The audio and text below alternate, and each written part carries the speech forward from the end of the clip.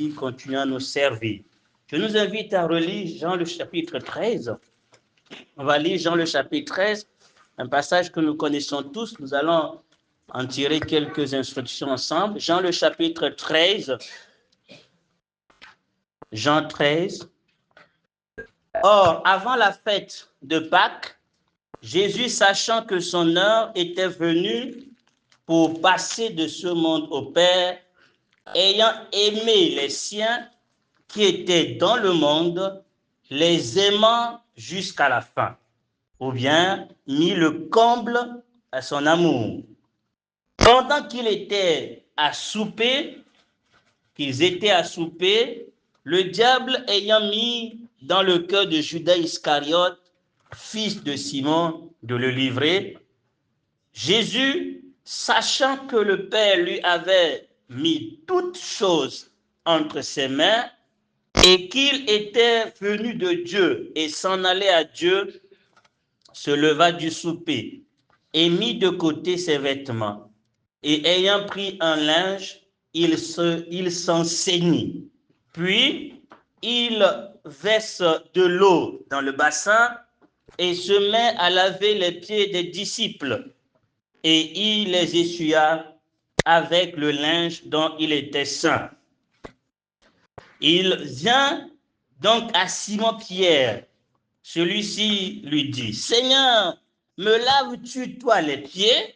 Jésus répondit et lui dit, « Ce que je fais, tu ne le sais pas maintenant, mais tu le sauras dans la suite. » Pierre lui dit, « Tu ne me laveras jamais les pieds. » Jésus lui répondit, « Si je ne te lave, tu n'as pas de part avec moi. » Simon-Pierre lui dit, « Seigneur, non pas mes pieds seulement, mais aussi mes mains et ma tête. » Jésus lui dit, « Celui qui a tout le corps lavé n'a besoin que de se laver les pieds, mais il est tout pur, il est tout net. Et vous êtes nets, mais non pas tous, car il savait qu'il le livrerait. C'est pourquoi il dit, vous n'êtes pas tous purs. Quand donc il eut lavé les pieds, quand donc il eut lavé leurs pieds, et qu'il eut repris ses vêtements, s'étant remis à table, il leur dit, « Savez-vous ce que je vous ai fait? Vous m'appelez Maître et Seigneur, et vous dites bien, car je le suis. Si donc moi, le Seigneur et le Maître, j'ai lavé vos pieds, vous aussi, vous devez vous laver les pieds les uns aux autres. Car je vous ai donné un exemple, afin que, comme je vous ai fait, moi, vous aussi vous fassiez. En vérité, je vous dis, l'esclave n'est pas plus grand que son maître, ni l'envoyé plus grand que celui qui l'a envoyé. Si vous savez ces choses, vous êtes bienheureux si vous les faites. Amen. Vous êtes bienheureux si vous les faites. Jésus-Christ montre ici ce qu'il veut et ce qu'il a continué à faire et continue de faire aujourd'hui pour nous auprès du Père. Nous avions dit hier deux, trois trucs, je veux rappeler très rapidement. Le Seigneur nous montre ici qu'il était donc à la dernière heure et pour lui, l'œuvre était déjà accomplie. Il va partir de ce monde et aller vers son Père. C'est ce qu'on nous dit clairement. Et donc, il va bien retourner chez son Père et il précise d'ailleurs que Dieu lui a remis toutes choses. Il retourne chez son Père et c'est là qu'il met en œuvre une action que nous voyons très souvent comme il a dit, que c'est juste une manifestation d'humilité, mais c'est bien plus que cela. Ce qu'il est en train de dire ici, il est en train de montrer tout simplement ce qu'il continuera de faire à l'égard de chacun d'entre nous. Jésus-Christ est notre serviteur. Il a accepté, malgré sa position élevée, malgré toute la gloire qu'il a, malgré que son Père lui ait remis toutes choses et qu'il a l'autorité sur tout, il a accepté se faire notre serviteur. Et ici, il met le comble à son amour. Il nous aime jusqu'à la fin. Alors, quand on dit jusqu'à la fin, ce n'est pas seulement jusqu'à la croix. Parce que quand on lit le passage, il ne parle même pas de la croix. Il dit que son heure est venue, non pour aller à la croix, mais son heure est venue pour aller au Père, pour passer de ce monde au Père. Ça veut dire qu'il va nous aimer d'un amour qui continuera jusqu'au ciel. Donc, il nous aime d'un amour éternel. Et pour prouver cela, il démontre cet amour par un geste troublant dont nous allons parler aujourd'hui. Mais c'est pour montrer tout simplement que quand je serai auprès du Père, voici ce que je continuerai à faire. Je vais continuer à vous servir. Je suis descendu pour vous servir. Je retourne auprès du Père, c'est pour continuer à vous servir. Je suis votre serviteur. Et c'est quelque chose qui doit nous marquer. Donc, quand nous voyons celui qui devrait être servi se mettre à notre service, et jusqu'à présent, il continue à nous servir, même au ciel, dans la gloire. Au fait, ce que le passage nous révèle, c'est que ni la gloire que le Père va lui donner, ni la trahison de Judas, celui qui était à table avec eux, rien de tout cela n'allait réduire son amour pour aucun de ses brebis. Rien n'allait diminuer l'amour de Jésus pour aucun de ses disciples. Même la gloire. C'est-à-dire que des fois, on dit que quand quelqu'un commence à avoir de l'argent, il a beaucoup de choses, il oublie les autres, quoi. Mais Jésus est en train de dire, même quand moi j'aurai tout, d'ailleurs j'ai toutes choses, je ne vais pas vous oublier. Vous êtes toujours précieux à mon cœur et je continuerai à vous servir. Et même le côté terrible, celui qui va manger avec lui, qui va le trahir, il dit, ces trahisons qui pourraient me détruire, je ne vais pas laisser ces trahisons affaiblir mon amour pour vous. Je continuerai à vous servir. Je suis venu du ciel pour vous servir. Je remonte vers le Père et je continuerai à vous servir. C'est vrai qu'on ne sera plus ensemble, mais quand je serai au ciel, je ne manquerai pas de continuer à vous servir.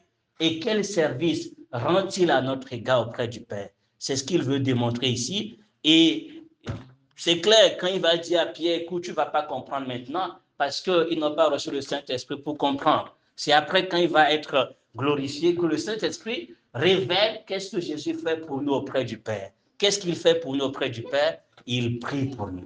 Il lave nos pieds et nous verrons comment il s'y prend. Nous avons évoqué deux choses extrêmement importantes. Pour pouvoir l'imiter, puisque c'est l'objectif, il faut être dans la même disposition de cœur que lui. C'était quoi sa disposition de cœur? Il est prêt donc bien sûr à mettre le comble à son amour. Ça veut dire, il a aimé alors que c'était dans une situation, qu'on peut dire, c'était trop demandé. La croix était déjà trop. Il est descendu du ciel pour se faire un homme. C'était déjà un grand sacrifice.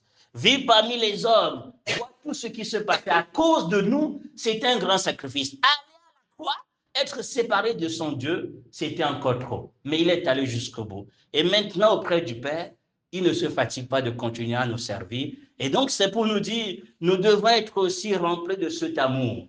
Si nous voulons servir, il faut d'abord être remplis d'un amour. Et c'est extrêmement important. Mais il va nous dire une chose extrêmement importante que nous avons évoqué le verset 3, sachant que le Père lui a mis toutes choses entre ses mains et qu'il était venu du Père et s'en allait au Père, se leva de table pour servir ses disciples. Il savait que Dieu lui a remis toutes choses. Nous avons insisté là-dessus hier que le point de départ pour servir, c'est de savoir ce que Dieu nous a donné.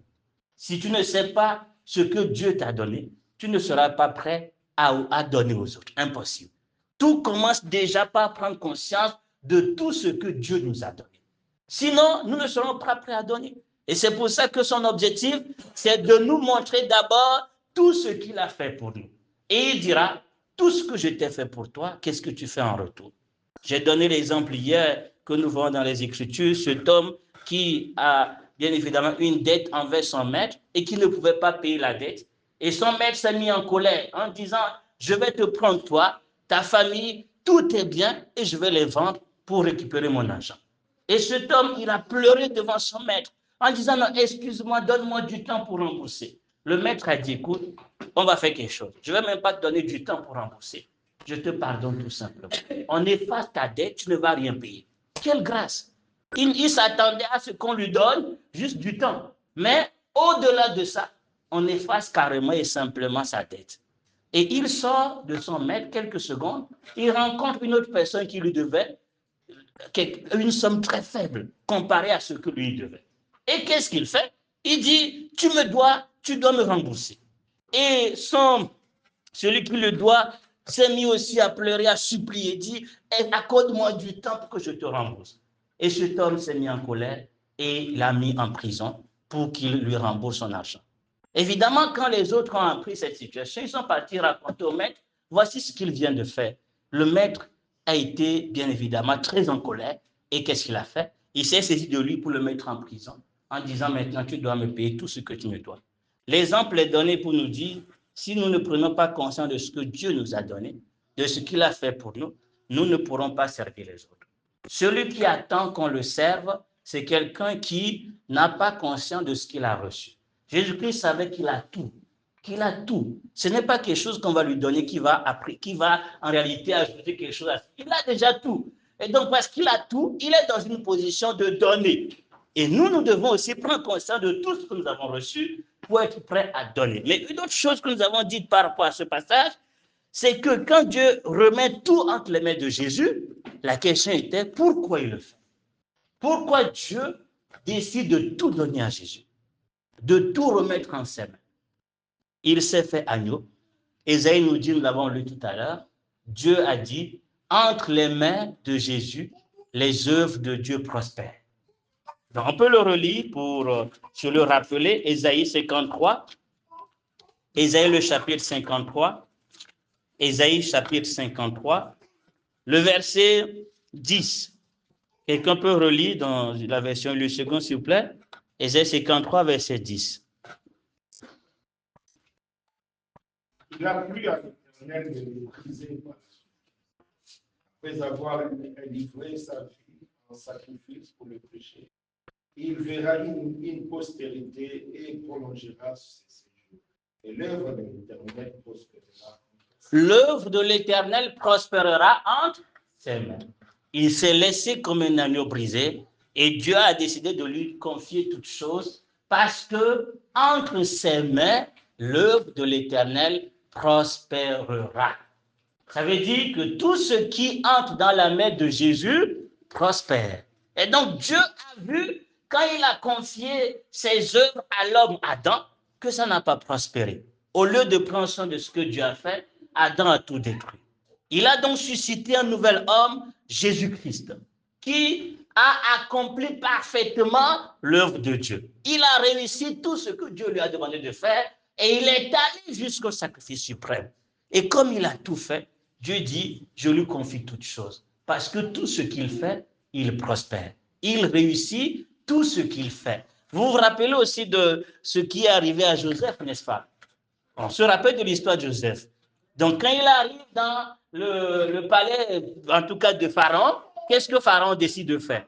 Pharaon décide de lui confier toutes choses, même tout le pays. Pourquoi? Parce qu'il voyait que tout ce que Joseph touchait, ça réussissait. Tout ce que Joseph, là où Joseph met sa main, ça prospérait.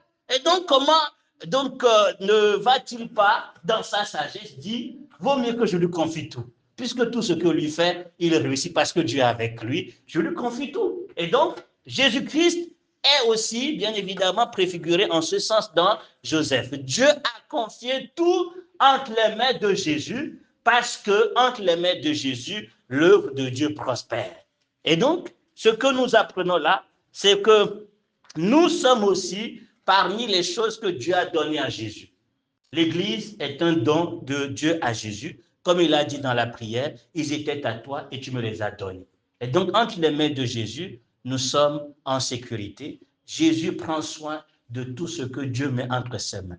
Il n'est pas comme le premier Adam qui détruit ce que Dieu lui confie, mais il est le second Adam, un homme parfait, un serviteur parfait qui prend soin de ce que Dieu lui confie.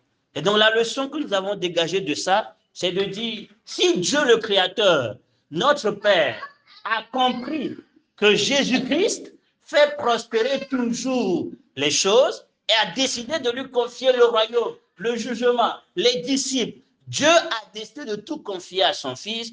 Que devons-nous faire? Ne devons-nous pas aussi suivre l'exemple de Dieu, confier nos œuvres entre les mains de Jésus, parce que entre ses mains, les œuvres de Dieu prospèrent. Et donc, celui qui confiera sa vie entre les mains de Jésus va prospérer. Jésus prendra soin et parfaitement de ce que nous lui confions. Parce que ces mains qui ont été clouées sont des mains de bénédiction. Quand les choses sont entre ses mains, les choses sont donc en sécurité. Voilà ce que nous avions donc partagé hier pour nous encourager les uns les autres à nous mettre aussi dans la même disposition, c'est-à-dire remplis d'amour et être prêts à aimer là où nous estimons qu'on demande trop de nous. Nous devons être prêts à aimer et aussi comprendre que cela n'est possible que lorsque nous avons conscience de ce que Dieu nous a donné. Nous avons reçu l'amour, nous avons reçu la joie, nous avons reçu la paix, la vie en abondance. Ce n'est pas à nous d'attendre que les autres viennent nous donner quoi que ce soit, parce que nous, on a tout reçu. C'est donc à nous de donner, puisque nous sommes dans l'abondance. Dans l'abondance spirituelle, nous devons être prêts à donner. C'est à nous de donner l'amour, la paix, la joie et non le contraire. Là où tu vis, tu dois être porteur de paix et de joie parce que tu as reçu la joie, tu as reçu la paix. Ça ne doit pas être le contraire. Ce n'est pas les gens qui vont venir te consoler parce que tu te plains. C'est toi qui dois consoler les autres parce que toi, tu as reçu la consolation qui vient de Dieu. Jésus, sachant qu'il a reçu toutes choses, il peut donner aux autres. Recevons d'abord et nous serons prêts donc à donner. Encore une fois de plus, si on a du mal à pardonner, à supporter, à aimer, à donner, à servir, la réponse est simple, nous ne savons pas ce que Dieu a fait pour nous. Nous ne savons pas ce que Dieu nous a donné. Jésus, on ne lui avait pas exigé de faire quoi que ce soit, il a accepté ce fait serviteur parce qu'il était dans l'abondance de l'amour de son Père et il était prêt à nous bénir avec. Mais ce n'est pas tout. Continuons maintenant les autres passages. Jésus prend donc le souper. Donc, il se leva du souper, le verset 4, et met de côté ses vêtements et ayant pris un linge, il s'en signe.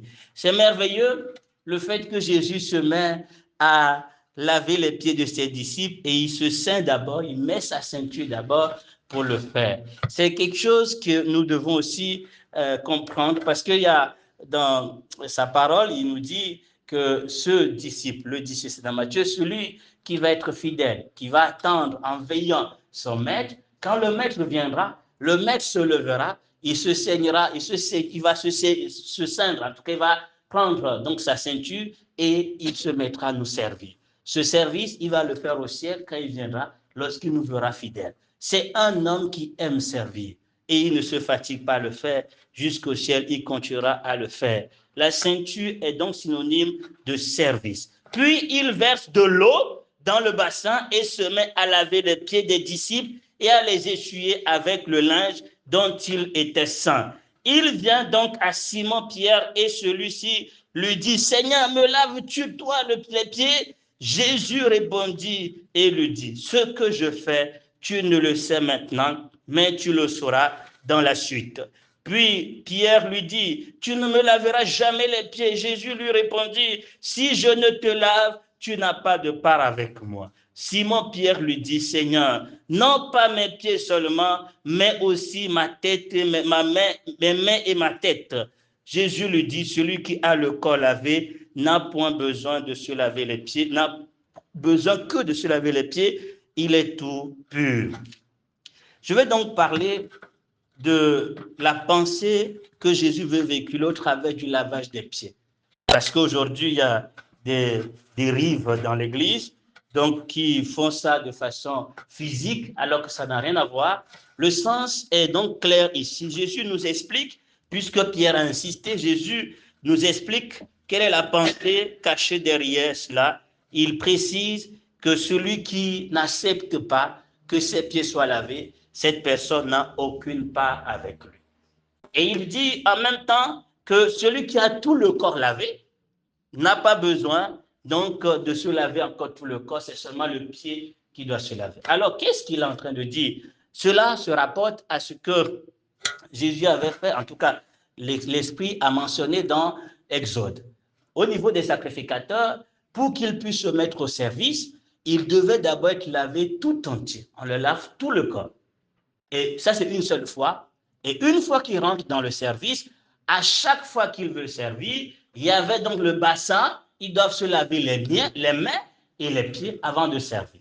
Donc, c'était donc une précision qui était là pour parler du fait que dans un premier temps, dans l'œuvre de Jésus-Christ, quand nous croyons en son œuvre, nous sommes tout entièrement lavés de tout péché. Il ne s'agit pas ici du sang, il s'agit de la parole qui nous purifie, puisqu'il dit clairement que nous sommes nés d'eau et d'esprit. Donc, lorsque nous croyons en la parole de Dieu, nous sommes sanctifiés, nous sommes purifiés une fois pour toutes.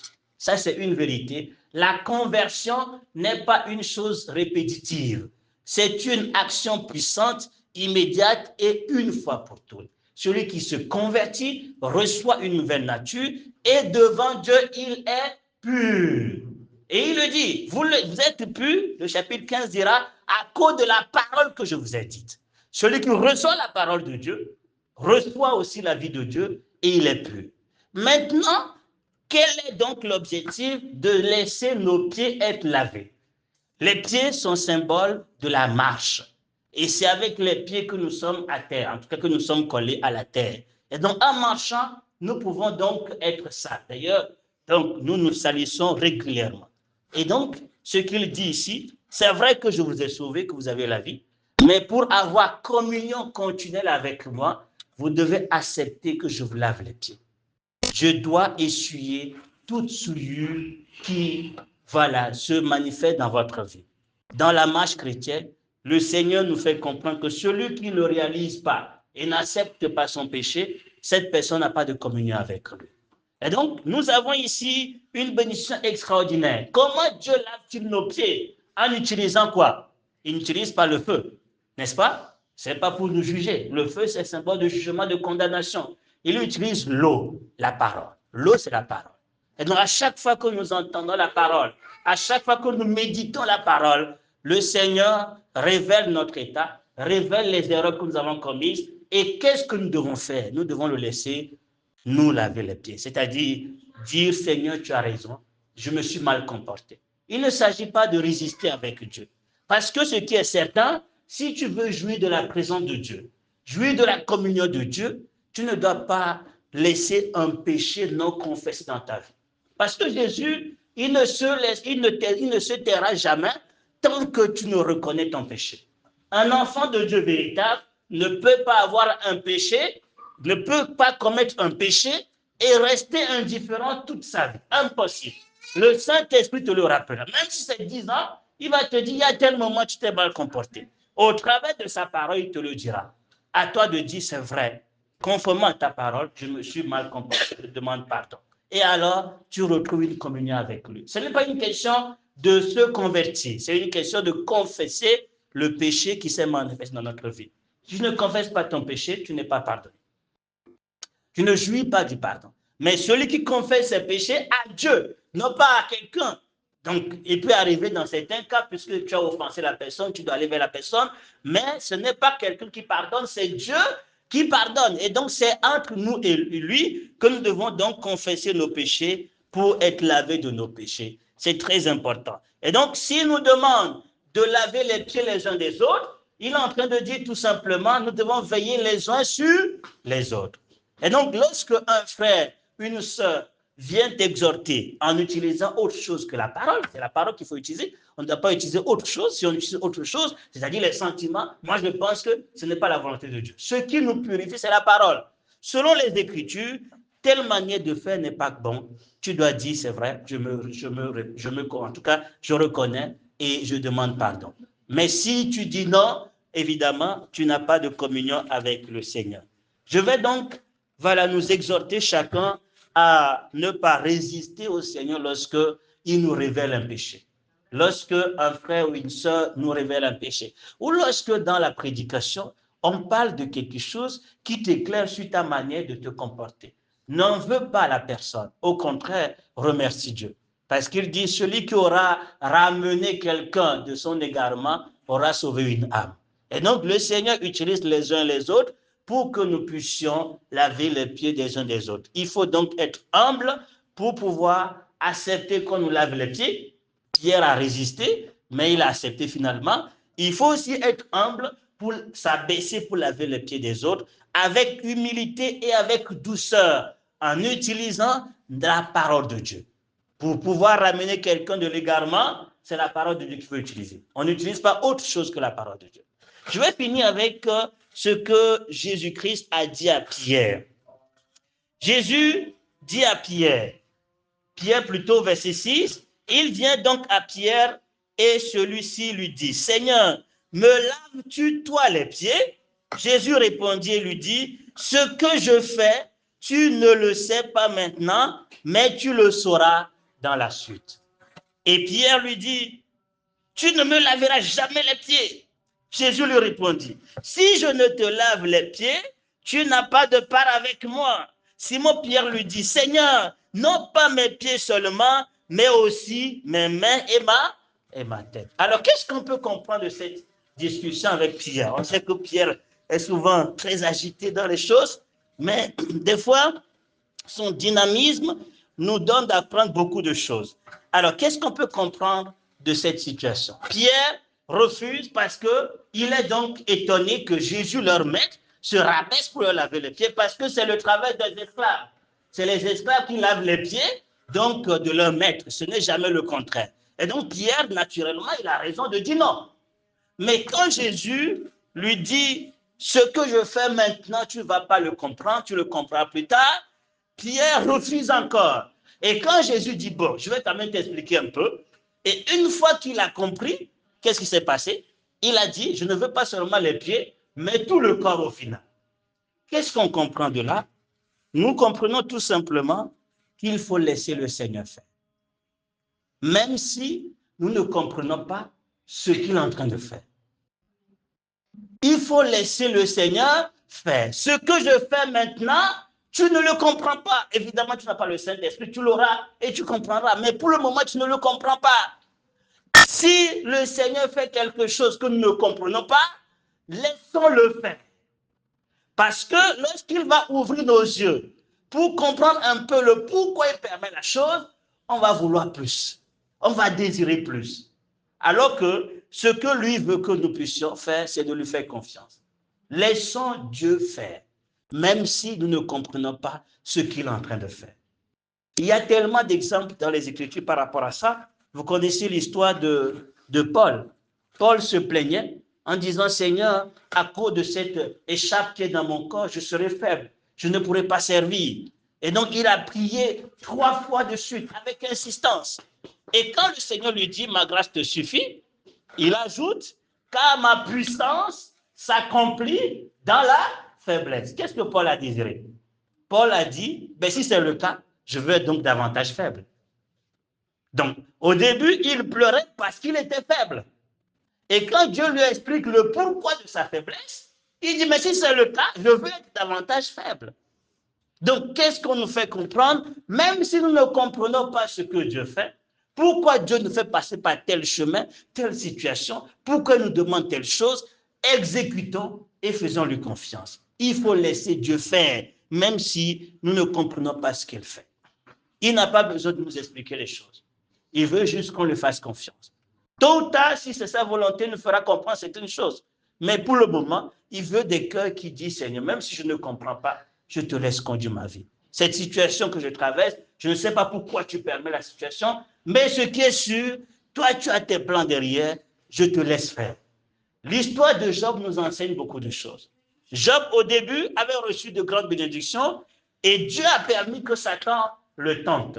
Job, donc, bien évidemment, a souffert. Job a tout perdu. Au début, il disait, mais tout ce que j'ai reçu, je l'ai reçu gratuitement. Ben, Dieu le prend, gloire à Dieu. Je suis venu nu, je retourne nu, que la gloire sera. Il avait donc accepté ce que Dieu avait permis. Mais quand la chose durait, quand ses frères, ou plutôt ses 3 amis commençaient à parler, Job ne pouvait pas se taire. Job était donc bien évidemment dépassé. Et il commençait à murmurer contre Dieu, en disant, pourquoi Dieu me permet que je traverse de telles situations alors que moi je suis juste? Il va jusqu'à dire, qu'il veut qu'il y ait un témoin entre lui et Dieu. Il veut rentrer en jugement pour que Dieu lui explique pourquoi tout ça. Et il considère que comme Dieu est plus grand que lui, il ne va pas pouvoir vaincre Dieu. Et donc, il faut que quelqu'un qui soit là pour trancher. Et donc, il jugeait que Dieu était injuste en lui faisant passer par toutes ces souffrances. Évidemment, on peut donc, selon les hommes, se dire, mais pourquoi Dieu a permis tout cela quand même? C'était une souffrance terrible. Job n'avait rien fait de mal. Au contraire, il était juste. Dieu a même dit à Satan, as-tu observé mon serviteur Job? Mais Dieu voyait dans le cœur de Job qu'il était trop conscient de sa justice. Job était conscient qu'il était trop juste parce qu'il offrait des sacrifices pour ses enfants, mais il n'offrait jamais de sacrifice pour lui-même parce qu'il se disait en lui, il n'y a pas de péché. Et Dieu voulait lui montrer que le fait de prendre conscience d'être trop juste est déjà aussi un problème. Ça te pousse dans l'orgueil. Et donc, il voulait détruire cet orgueil dans la vie de Job. Job n'avait pas compris. Job s'est mis à parler, à poser des questions et à même traiter Dieu d'injuste. Et quand Dieu prend la parole, Dieu dit, je t'ai écouté. Puisque tu sais bien parler et que tu connais mieux que moi ce qui est bon, je vais juste te poser des questions et toi, tu vas m'enseigner. Moi, je ne comprends pas. Toi, tu comprends, n'est-ce pas? Mets-toi à la place du maître. Moi, je serai ton étudiant et tu vas m'enseigner. Tu étais où quand je créais les cieux et la terre? Tu étais où quand je disposais la lune et tout ça? Explique-moi comment telle chose fonctionne. Comme tu connais mieux et que tu parles beaucoup, explique-moi tout ça. Il lui a posé des questions et des questions, à tel point que Job a dit, je ne parlerai plus. Et à la fin, il a dit, Seigneur, j'ai trop parlé sans comprendre que tu avais des plans merveilleux pour moi. J'ai trop parlé sans comprendre tes pensées. Qui est celui qui obscurcit les voies de Dieu? Et Dieu, notez bien, n'a répondu à aucune question que Job a posée. Job a murmuré, il a posé tellement de questions, mais quand Dieu prend la parole, il ne répond à aucune des questions. Il pose plutôt des questions. Parce qu'il n'a de compte à rendre à personne. Il n'a de compte à rendre à personne. Mais après, Job a compris que tout cela était pour son bien et la bénédiction a été multipliée. Nous le savons, bien évidemment, après la restauration. Et donc, je voulais donc inciter ce passage quand Jésus dit, ce que je fais, tu ne le sais pas maintenant, mais tu le sauras plus tard. Il y a des choses que le Seigneur nous fait vivre sans pour autant qu'on ait une raison, ou plutôt une explication derrière. Il faut laisser Dieu faire. Il y a donc cette histoire qui m'a beaucoup marqué et qui me revient toujours à chaque fois quand je médite sur ce passage. C'est cette histoire de ce pasteur qui voyageait avec sa fille et sa femme. Donc, il devait faire trois jours pour aller visiter des frères dans une ville très lointaine. Et il ne connaissait pas le chemin. C'est la première fois qu'il prenait la route. Et la première nuit, la fille posait la question au pasteur en disant, est-ce que tu sais là où on va? Le papa dit oui, mais est-ce que tu connais le chemin? Le papa dit non, on a la carte quand même qui va nous guider. Est-ce que sur le chemin, il y a des restaurants? Je ne sais pas, mais certainement qu'il y en aura. Elle a posé tellement de questions parce qu'elle était inquiète. Et la deuxième nuit, les questions ont continué. Et la troisième nuit, il n'y a plus de questions, silence total. Silence total. Et le papa croyait que la fille dormait. Quand il se retourne, il voit sa fille éveillée, regardant ici et là. Et le papa dit, mais pourquoi tu ne poses plus de questions? Est-ce que tu sais là où on va? Non. Est-ce que tu sais la route? Non. Est-ce que tu connais également s'il y aura un restaurant ou pas? Non. Mais pourquoi tu ne poses plus de questions? Pourquoi tu n'es plus inquiète? Et la fille dit, parce que mon père est au volant. Puisque c'est mon père qui conduit, je suis tranquille. Lui sait là où on va, ça me suffit. Il sait conduire, ça me suffit. Ça ne sert à rien que je m'inquiète. Et c'est quelque chose qui a marqué ce pasteur durant toute sa vie. Et quand je l'ai écouté aussi, ça m'a beaucoup marqué. Je pense que nous devons apprendre à être comme cet enfant qui dit simplement, mon père est au volant. Si c'est lui qui conduit ma vie, il a dit, il nous conduira vers des eaux paisibles. N'est-ce pas? En tant que bon berger, il nous conduit vers des eaux paisibles. Il a dit, je connais les plans que j'ai pour toi, pour donner un avenir et de l'espérance. C'est ça les plans de Dieu pour nous. Il n'a pas besoin de nous expliquer les choses avant qu'on ne fasse route avec lui. Il veut juste qu'on lui fasse confiance, qu'on sache le laisser, en tout cas le volant de notre vie, qu'il guide notre vie. Si c'est lui qui est au volant, on ira au bon pas. Mais si ce n'est pas lui, c'est là où on peut s'inquiéter. Dieu ne répondra pas toujours à nos inquiétudes. Ça le blesse d'ailleurs parce que c'est une preuve de manque de confiance. Parce que nous ne lui faisons pas confiance et donc nous voulons tout comprendre. Nous disons pourquoi moi, pourquoi ceci. Ne disons pas trop de pourquoi. Disons à Dieu, même si je ne sais pas ce qui se passe, je sais une seule chose, tu m'aimes et tu me conduiras toujours vers le bon port. Ce qui est sûr, tous ceux qui se confient en l'Éternel ne sont jamais confus. Jamais. Parce que le Seigneur, il est fidèle et il sait nous conduire toujours au bon port. Nous allons lire donc ce dernier point, le verset 17 de Jean 13. Jean 13, verset 17, qu'est-ce qu'il dit? Si vous savez ces choses, vous êtes bien heureux si vous le faites. Si vous savez ces choses, vous êtes bien heureux si vous le faites. Alors, je voulais donc insister encore sur l'importance de considérer que Jésus-Christ n'est pas des histoires et ce que nous disons, ce ne sont pas des histoires que nous racontons. C'est une réalité. Jésus-Christ est réel. Et ce qu'il veut, c'est que tout ce que nous apprenons de lui, que nous puissions désirer vivre ces choses. Que nous ne nous limitions pas juste à apprécier ces choses. Je peux donc nous poser la question, qui se rappelle des nombres de fois, en tout cas des nombreux aspects qu'on a évoqués de Jésus? Qui se rappelle? On a parlé de Jésus comme étant sacrificateur, on a parlé de Jésus comme bon berger, on a parlé de Jésus comme celui qui donne la vie, il est le rocher, il est celui qui, l'avocat, il est qui d'autre? L'agneau, il est qui d'autre? Il est le serviteur, il est le Seigneur des Seigneurs, il a reçu un nom au-dessus de tout autre nom. La question est simple. De tout cela, quelle est donc la réalité dans ta vie? Qu'est-ce que tu vis? C'est-à-dire, en quoi cette révélation ou ces révélations de Jésus impactent-elles ta vie? Sinon, c'est des choses que nous entendons, que nous connaissons, mais nous ne les vivons pas. Le vrai bonheur ne vient pas du fait que nous connaissons tous les caractères de Jésus. Le vrai bonheur vient du fait que nous désirons vivre tous les aspects de Jésus. C'est en vivant tout ce qu'il est que nous allons jouir du vrai bonheur. C'est pour ça que quand dans Jean 15, il va parler à ses disciples, il dit, je vous ai dit ces choses pour que vous puissiez jouir de ma joie. La joie que moi j'ai, je veux que vous puissiez aussi partager cette même joie. Comment? En portant du fruit, comme moi aussi je porte du fruit. C'est en portant du fruit que vous allez être aussi joyeux. Comme moi aussi je porte du fruit, je suis dans la joie de mon Père. Nous devons désirer vivre tout ce que Dieu nous enseigne. Dans ce passage en particulier, il nous dit que lui, le Maître, le Seigneur, qui a reçu toutes choses, a accepté de se rabaisser, de s'humilier pour nous mettre, donc en tout cas pour nous bénir, pour nous donner d'être dans les bonnes dispositions afin de jouir de la présence de Dieu. C'est ce qu'il a fait. Et nous, notre devoir, c'est que nous devons agir ainsi à l'égard des uns des autres. Ça veut dire lorsque je vois un frère qui est donc dans le péché, qui a manifesté un péché, mon devoir, c'est de désirer d'agir, non pas pour que ce frère soit détruit, mais pour que ce frère soit béni, que ce frère revienne dans la présence de Dieu. Et donc, Dieu peut m'utiliser, il veut m'utiliser par sa parole pour que je puisse, bien évidemment, être une source de bénédiction pour les autres.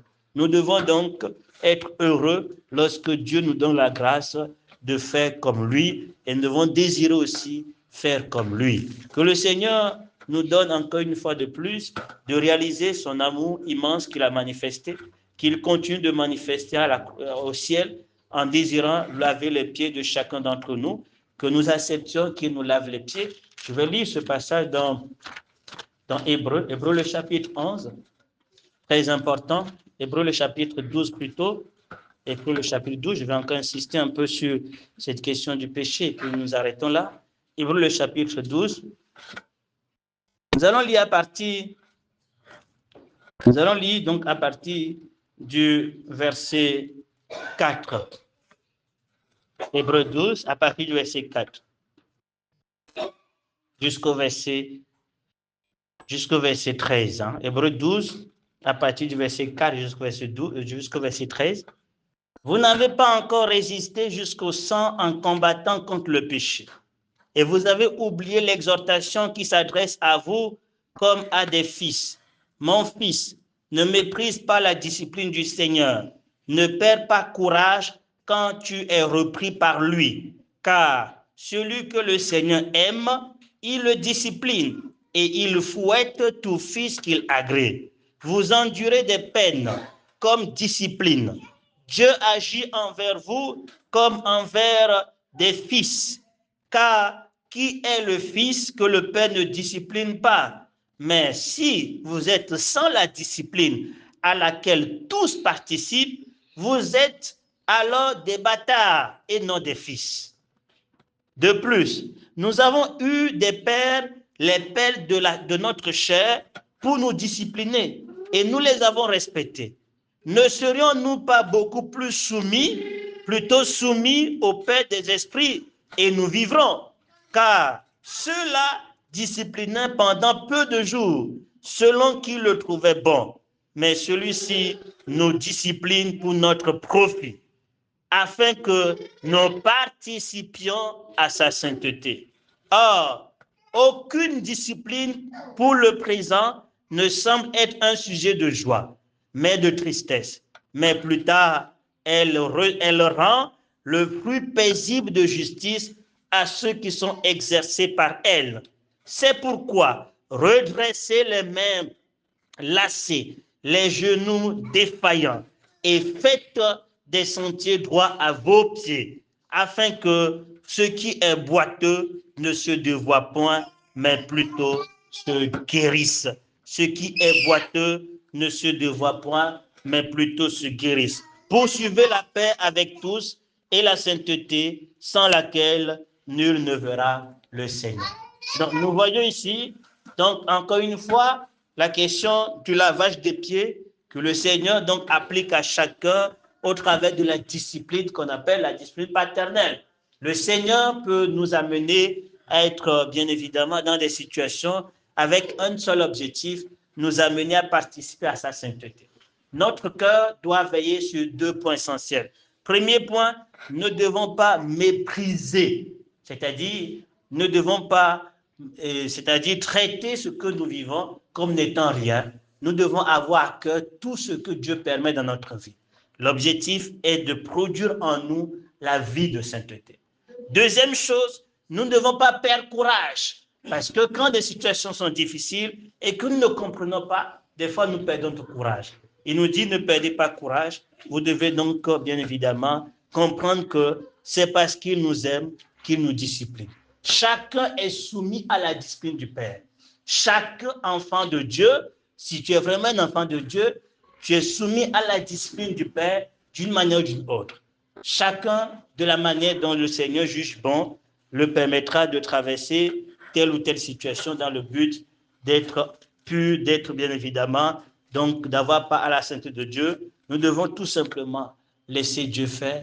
Nous devons tout simplement donc être bien évidemment, comme il le dit, accepter que la discipline fasse son œuvre en nous, que l'épreuve, la difficulté fasse son œuvre en nous. Dieu ne peut jamais permettre une épreuve, une difficulté dans le but de nous détruire. C'est un Dieu qui est bon et qui n'a que de bonnes intentions. Et donc, quand on est convaincu là-dessus, on va toujours se dire que tout ce qu'il permet a un seul objectif, il veut produire la sainteté en moi, il veut m'amener à le connaître davantage, il veut m'amener à jouir davantage de lui. C'est seulement ceux qui sont exercés par la discipline qui vont profiter de cela. Ceux qui ne subissent pas juste pour subir, mais qui comprennent que c'est un exercice. C'est un chemin pour parvenir à une leçon que Dieu veut enseigner. C'est alors que nous jouirons davantage de l'œuvre de Dieu dans notre vie. Que Dieu nous bénisse et que sa grâce nous soit accordée donc à ce que chacun d'entre nous laisse qu'il essuie nos pieds, qu'il continue à nous servir et comme il le fait, que nous aussi nous appliquons à servir les autres. Quand un frère est dans le besoin, quand un frère est dans un péché, au lieu de le juger, nous devons plutôt appliquer la parole avec douceur, avec humilité pour que le frère reconnaisse son péché et revienne dans la présence de Dieu. Nous ne sommes pas là pour juger, pour condamner, pour mépriser. Non, Dieu veut nous utiliser pour être donc une source de bénédiction les uns pour les autres. Que le Seigneur soit béni. Amen.